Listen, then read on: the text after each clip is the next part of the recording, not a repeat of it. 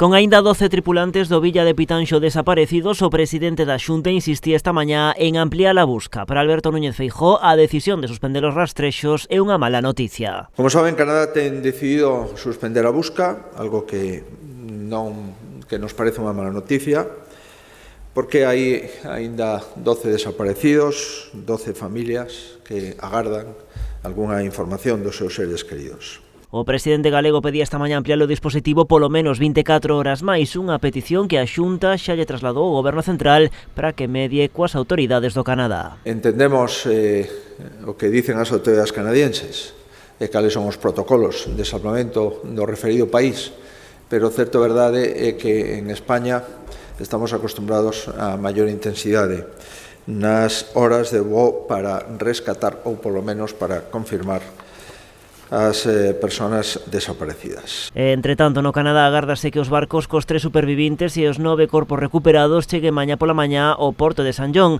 Feijóo pide celeridade para que poidan volver á casa canto antes. O que toca agora é traballar na maior celeridade posible para intentar facer todos os trámites ante o gobernador de Terranova e as autoridades canadienses e que se podan regresar canto antes a España esas 3 persoas superviventes e os 9 corpos sin vida. Segundo o Salvamento Marítimo, a chegada a porto está prevista para as 11 da mañá deste venres, hora galega. En concreto, o pesqueiro galego Playa Menduíña 2 leva 3 persoas con vida e 6 corpos, o pesqueiro portugués Francamorte un corpo e o buque Nexus con bandeira do Canadá a 2 dos falecidos recuperados.